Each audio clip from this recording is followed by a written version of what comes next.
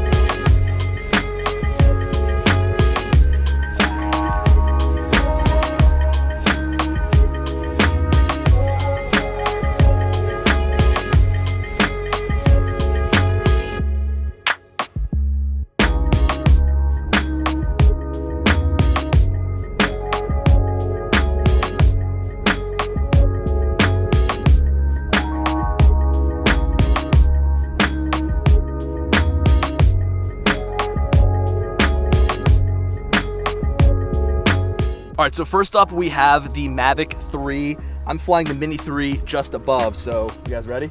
I'm ready whenever you guys are. Ready? Yep. 3, 2, 1. Remote triggered. Oh, I missed it! I just got it at the end. Okay, I see how it drops. Alright, take two. I got it this time. You ready? Alright. I'm ready when you are. 3, 2, 1, deploying. Remote triggered. Parachute deployed. There we go. Alright. It was not the best video, but it works. Catch it. Nice catch. What a grab. Wow. That was awesome.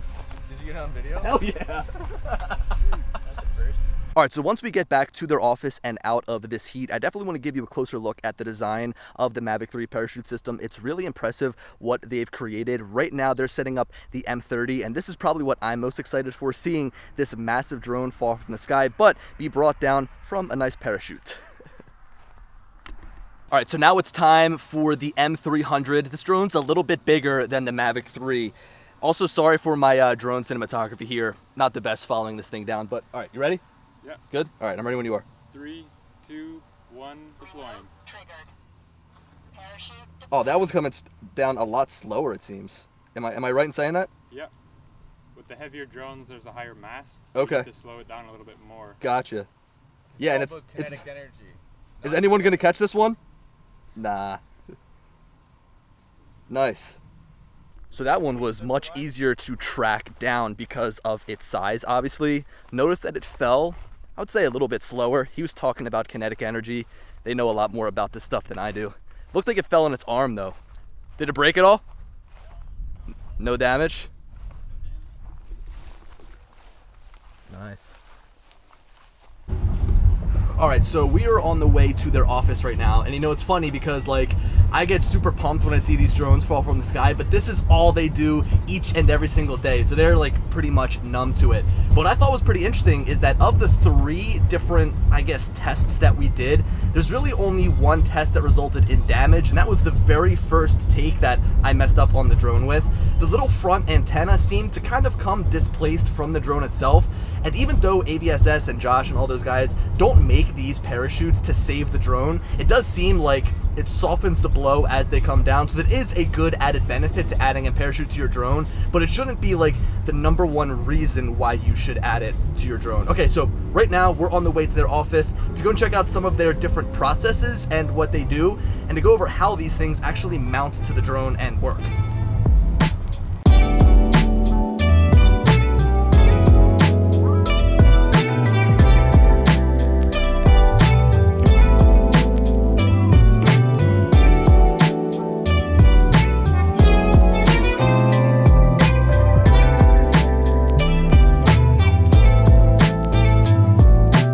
Alright, so the office here is awesome, and of course we already saw these drones come down from the sky, parachute deploy, and I kind of want to walk you through what they've done here for the design because I think that it's really cool. So with this specific drone, because it doesn't have, what do you call them, the SDK port or? Yeah, the OSDK. Okay, so because it doesn't have a port, they had to design something that actually kills the power to the drone. So that's why we have a little bit more here than just the parachute. So I'm gonna attempt to build it. It's super simple. I already did it, so it's not my first time. So the first thing is you take out the battery, right? Yeah.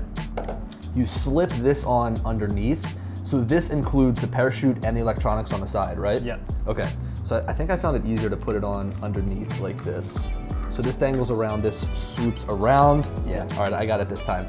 So this goes on here and is held on by a clip on the top. On the left side here, we have the parachute, we have the antenna, right? And we have the electronics. And then the battery actually slides into this sleeve here, like so. And hold on, this is the best part, right? That click sounds so nice. And then this slides in like that. And I mean, the setup is easy, right? So the reason that you have, what is it, the FTS? Yeah, it's a flight termination system. Okay, so the reason they have that is so that they can control the propeller so that if something does go wrong and this drone ends up tipping over, it can kill power to the drone, the propeller stops spinning, and then the parachute deploys. So it's an awesome system you guys have here. Thank you. All right, so now moving on to the M300 here, which again we saw come down using the parachute. Was this the same one that we flew? Looks pretty good. So this is a little bit of a different design because the parachute mounts on top. So I'm gonna have Ryan put this one together here. You'll see that they have this bracket that they've designed using spacer blocks. So you don't need any tools. It's a top mounted parachute here. And they use these spacer blocks that just kind of the bracket fits right into. And what's great about this top mounted parachute is that with this front mount on the front, you can still use a CSM radar, you can still mount a gimbal onto the top, so it doesn't limit what you're able to use. Also, you'll notice that he has this cord that he's plugging in here. I love how easy the screws are. You'll see that he has this cord that he's plugging in here, so rather than use the FTS, is that what it's called, right? The external FTS. Yeah, the external FTS to where they're actually killing power from the batteries, they can send a command to the drone that actually kills the motor so that they stop spinning. Now they also have a prototype design that's been made for the M30 that I think looks a little bit like a Rhino. Again, this is still in the prototype phase, but it kind of combines elements of this here in a sense that it's top mounted, but also it looks a lot like the design that we get on the Mavic 3 parachute system. So being a prototype, the parachute system that they've designed for the M30 is currently being tested in what they call the net. At least that's what they've been calling it. So this is a much easier way of testing drones, so they don't need to continue to drop them from hundreds of feet in the air in the field. Instead, it's right here in the parking lot of their office. They can walk outside, and of course, they don't need to walk out to the field to retrieve the drone continuously. They also don't have to worry about the drone breaking. So this is a really great solution for them to test brand new products like the parachute they're making for the M30T. Now, personally, I feel really connected to this project because the way that I actually met Josh is through him coming down to Philadelphia and measuring my M30T when it first came out so that they could start designing their bracket. And it's funny, they've gone through these different design iterations, and now, like I showed you, they have this design where the parachute sits on top and looks a little bit like a Rhino. All right, so this parachute drop isn't going to be as exciting as the others because it's falling into a net, but let's see an initial test of a prototype of their M30T. You ready? All right, go ahead.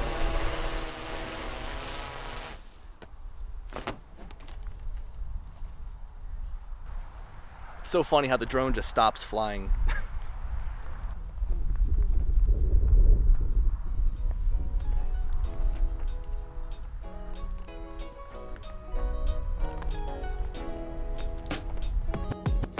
You ever have one of those weekends that just feels like an absolute eternity? This weekend, Friday, drove to Canada, Saturday, hung out in Ottawa, and now Sunday, I'm driving back home to Philadelphia. So I'm just stopping here off of the Pennsylvania Turnpike. This video was awesome. I really wish I got a little bit more time to fly in the city, but most of the time I was hanging out from the guys from AVSS, seeing how they do things and getting to see drones drop from the sky. So a big thanks to them for hosting me and having me up there. It was really cool to learn the behind the scenes information as to how parachutes work and the reasons why drone pilots actually use them. them. I'm going to want to definitely feature them in a podcast coming up, which, spoiler alert, Ken and I are thinking about starting up our podcast again. So definitely be on the lookout for that. But there is so much to unpack there. So definitely stay tuned for more in the future from them because I find it incredibly interesting. Anyway, I hope you guys enjoyed the video. Let me know your thoughts down in the comments below. And as always, I'll talk to you later. Peace.